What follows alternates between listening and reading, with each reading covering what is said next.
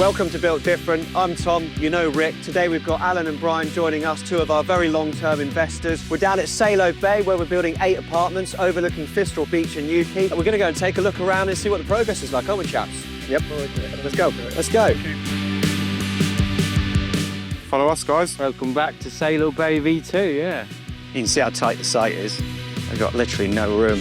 We explained on our last visit, one of the most challenging things here is site constraints. It's proper tight, isn't it? Very, very tight. Well, difficult. This man here got a challenge on his hands most days, trying to coordinate materials, deliveries, different subcontractors. As we up to the building now, you see they're kind of splitting it in half. So we've got the bricklayers working on one side, scaffolders working on the other.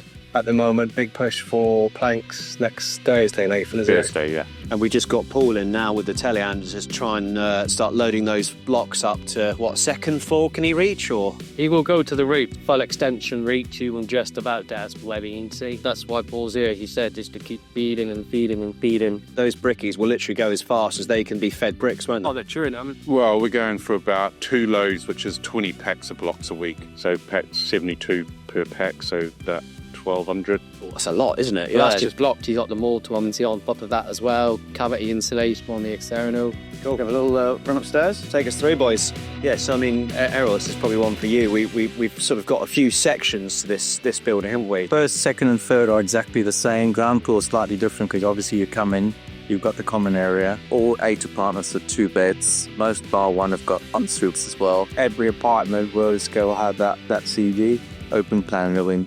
Really nice. Compact, but really nice.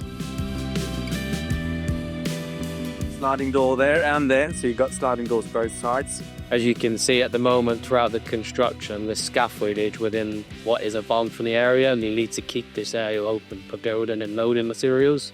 So what we can try and come up with has been a design solution that could also commercially viable of like a bolt-on balcony after. So all the scatters will come out.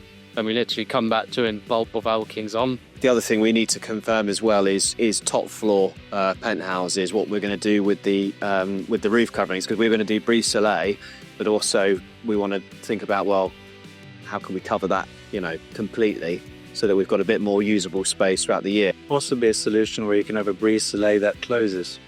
So Yes. over the Aston that closes. So it's open when you need it, and closed when you. Classic architect like spending money. Yeah, we'll get you guys get a couple of gloves over here with commercial and technical. Yeah, so obviously we're now effectively on what is the second floor. That kind of steel angle you can see above our heads there is the final floor.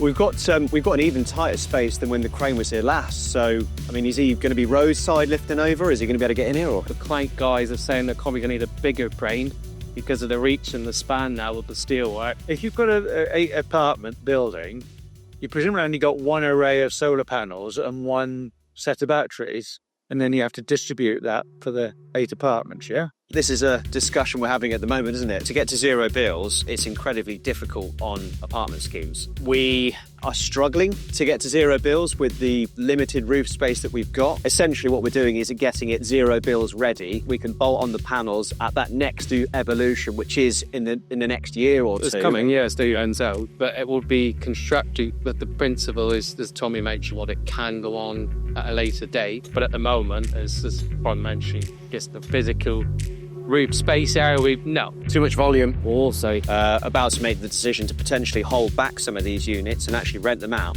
for the time being. So yeah, it's always changing, isn't it? Yeah, tough thing to come to because that's what we do, but the technology is not there, but it's almost there. So we got another floor on top of this then. when you think you got one more floor above you yet. Pretty epic, isn't it? It's obviously a very narrow site, but it's deep. So the issue is the deeper you go in, the more of a challenge you've got on the bank. We originally had 10 apartments. It's been reduced to 8 because we've literally brought the building back off the bank. Should we go have a look at the back of it? So?